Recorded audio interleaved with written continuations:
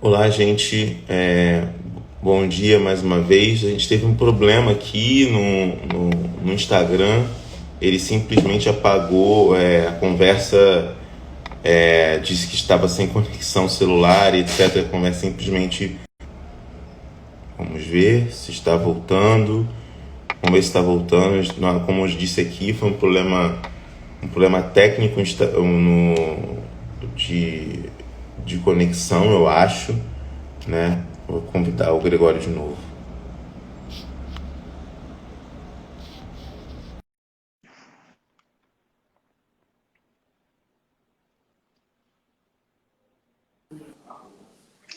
Gregório, mil desculpas, não sei o que houve, simplesmente apagou. Eu tava Pois é, falando. eu acho que é É, aqui. Eu estou no é. litoral e a internet no litoral é diferente aqui lá da minha casa. Mas vamos lá. Eu é, viu, é das coisas Exatamente, eu do tava falando. emergencial. É Emergencial. emergencial, a gente tava falando Olha sobre só, isso. que coisa. Bom, eu falava um pouco do papel do MEC, né? O Mac, MEC, exatamente. o MEC não costurou politicamente a possibilidade de vincular a educação àqueles recursos que foram passados para os governos estaduais. Então, isso é a primeira coisa. Se você olhar, a tendência sempre vai ser de, de uso na saúde, né? Ou o uso que ficou a critério dos governadores, ou uso em outra questão emergencial, e não a vinculação, por exemplo, à educação, à busca ativa, à avaliação diagnóstica, à inclusão digital, que são coisas que a gente imaginava que poderia ser pautada e protagonizada pelo MEC. Exclusivamente sobre a inclusão digital, a gente teve ainda o fenômeno do Congresso aprovar uma tentativa e o presidente vetar, né? É. Então, para mim, aí é uma avaliação pessoal, mas todo o movimento do MEC foi pela tentativa de um retorno ao forceps das atividades presenciais Exato. no meio de uma pandemia que está matando 2.000 pessoas por dia há meses, né? Hoje de manhã no jornal eu vi que foi a primeira redução da média móvel de mortes em 40 dias. Então, e vinha num platô alto desde da primeira queda lá dessa segunda onda gigantesca. Então, foco do debate errado, foco da prioridade política errada. O MEC não apresentou, por exemplo, que era algo que deveria estar na mesa, um programa nacional de combate à evasão. Quem que está pautando um programa nacional de combate à evasão? Se nós estamos falando que 6 milhões de crianças quase não tiveram acesso a nenhuma atividade escolar, isso é um universo, metade da população do meu estado, do Rio Grande do Sul, por exemplo. Sim. Então, é um universo enorme que precisa ser objeto de planejamento de política pública. E a pauta do MEC até agora, desde o começo, inclusive, deste governo, acabou sendo uma pauta tangencial, né? Então, se você conversa com qualquer especialista da área da educação, eles vão te dizer que homeschooling e escolas cívico-militares não são pautas, não estão entre as 30 pautas prioritárias da educação brasileira. Eu acho que nem o mais pessimista dos brasileiros imaginava que poderia ser tão destoante assim o planejamento de Uhum. política educacional como está sendo. Então, é uma ironia quase tétrica, né? A ideia de que tu propor o homeschool como uma prioridade de regulamentação no momento em que as crianças precisam da escola, do que os pais precisam da escola, e que o retorno a presencial da escola é fundamental. Claro que Fundamental. é, mas ele é fundamental diante de condições mínimas, né? Você pega os dados do censo escolar, qual é o volume de escolas no Brasil que não tem água encanada, que não tem banheiro, né, que não tem condições de infraestrutura de cumprir protocolos? Protocolos a gente tem, né? E óbvio que muitas redes têm condições para isso, né? E já voltaram, Uhum. inclusive, né, com diversas estratégias diferentes, enfim. Mas essa é uma pauta que eu acho muito local, inclusive. Eu acho que ela é do gestor municipal, do gestor escolar, que conhece a sua realidade. Agora, do ponto de vista estrutural, tem um conjunto de redes e de escolas que, se você não garante a infraestrutura para cumprir o protocolo, ele não vai cumprir. Não vai cumprir Exato. por uma questão de infraestrutura, né? Uma questão, aliás, um dos pontos também lá na pesquisa da Undime que eu te falei, primeiro conexão docente, formação docente e infraestrutura. Os 4 grandes pontos, né? E se você fizesse essa pesquisa antes da pandemia, você ia ter essas mesmas respostas, provavelmente, né? Porque são gargalos estruturais.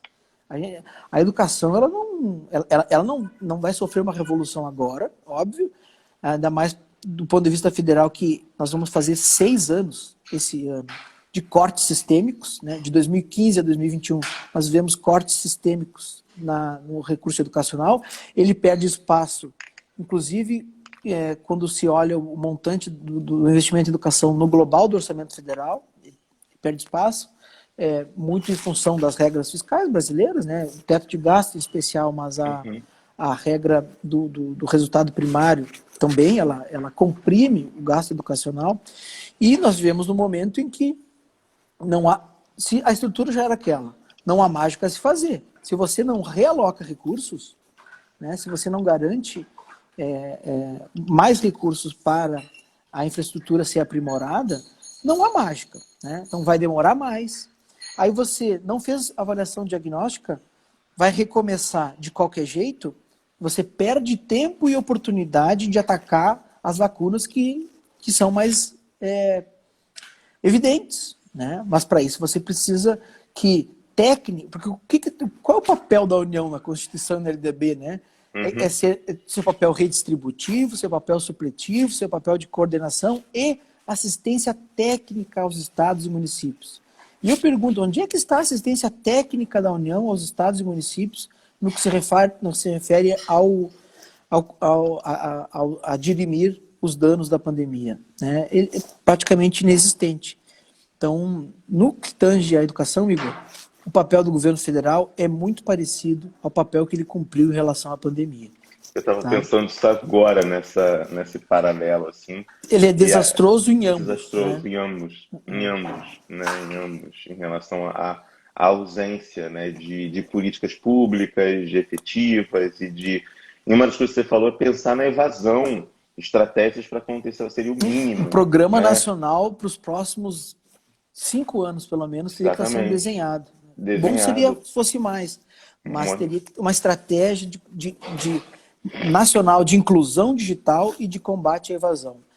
A gente não pode naturalizar, por exemplo, que milhões de crianças não tiveram acesso a nada por mais de um ano, e nem naturalizar que os jovens de periferia de 13 a 17 anos podem naturalmente desistir da escola. Não, eles podem. Por quê? É o combo explosivo, né? Que eu te falei antes, o combo explosivo. Família perde renda, trabalho infantil e juvenil aumentam.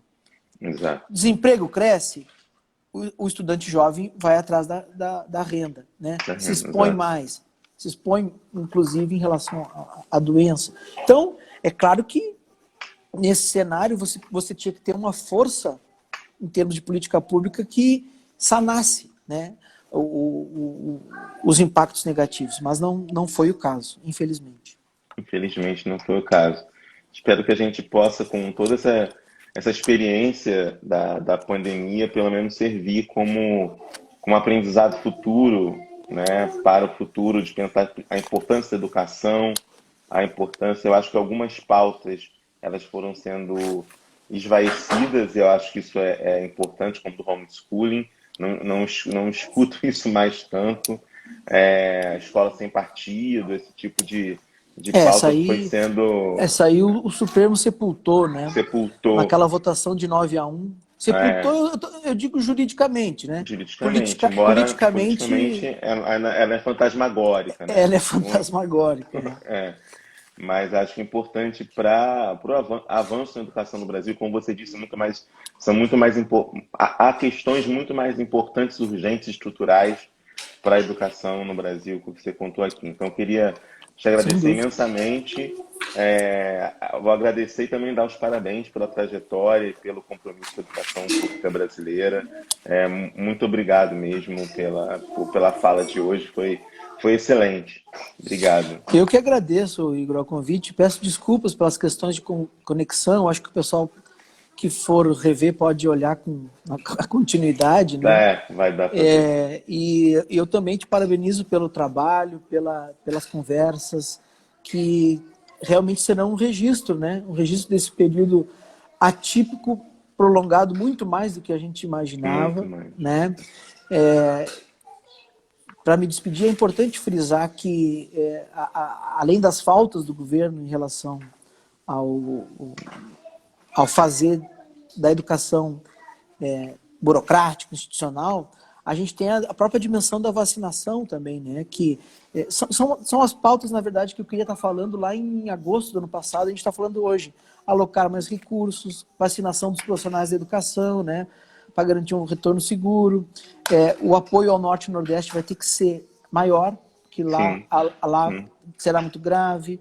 A busca ativa, programas de combate à evasão. Eu trabalho numa instituição federal que, como todas as universidades e institutos, estão sofrendo com a contração de recursos para programas básicos, para pagamento de custeio e de serviços básicos. Ou seja, como é que a gente vai pensar, né, do ponto de vista do planejamento, alcançar estudantes, se a gente não tem o recurso repassado nem para empenhar, né? Quem vive o setor público sabe que se tu não empenhar, tu não pode pagar. Não existe pagamento sem prévio empenho. Só que tu só empenha quando tem o recurso na conta. Se não chegou, a gente não empenha para nada e acaba não executando nada, né? Então nós temos bolsas em prejuízo de estudantes, de pesquisa, de extensão, de ensino, né? Aquilo que eu falei dos últimos 6 anos de redução de recursos vale para ciência e tecnologia também, né? Quem olha para os orçamentos da CAPES, do CNPq, vê um flagelo, né? Você que é pesquisador sabe muito bem disso, e esse flagelo também compromete o futuro.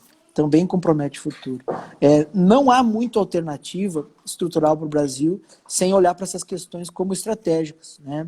Sem ter recursos reservados para os fins educacionais e de ciência e tecnologia, porque não só são progressivos, são gastos progressivos, né, como são gastos que reverberam no médio e no longo prazo, né, como projeto de país, inclusive. Se essa visão não for alterada nos programas econômicos que virão, eu espero que com outros atores políticos, né, a partir das eleições do ano que vem, se essa visão não se modificar, a gente vai patinar muito e ficar a situação hoje de enxugar gelo, né? Nós enxugamos gelo. Queremos voltar, mas não tem segurança. Se voltar, queremos fazer algo correto, mas não tem pesquisa, não tem avaliação. Então, e minha homenagem aos professores brasileiros, minha homenagem para aqueles que triplicaram sua carga horária de trabalho, tiveram que se adaptar a instrumentos que não conheciam, tiveram que passar a realizar atividades que não eram do seu dia a dia, gravar vídeos, elaborar material em plataformas, não é uma atividade natural do professor. Terá de ser, me parece, como conversamos, mas não é uma atividade natural. E mesmo assim, com tanto trabalho, com tanta dificuldade, ser objeto, né, de constante ataque também. Né? Como se os servidores públicos fossem inimigos da nação, como se a nossa atividade, ao não ir na escola, não existisse. Né? A ideia de quando vão voltar a trabalhar, né?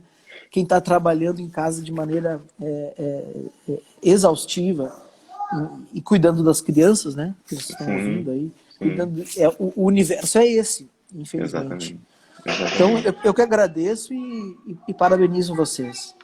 Agradeço imensamente a participação e também presto junto com você a homenagem aos professores e professoras que bravamente, porque na falta total de estrutura e de política pública, conseguiram dar conta disso. Muitos, inclusive, nas suas próprias contas de Zoom, Google Meet, etc., quando na falta de contas suficientes da própria universidade. Então, a gente vive uma situação de muita precariedade. Não estou falando de grandes universidades, pequenas universidades, que às vezes você não tem estrutura, não tem orçamento, inclusive para isso, né, para as aulas, e os professores têm voluntariamente e precariamente assumido esse lugar. Então, Gregório, muito obrigado mais uma vez. Uma, Imagina. Fiquem bem. Fiquem bem. Um abraço para vocês e uma boa semana. Se cuidem.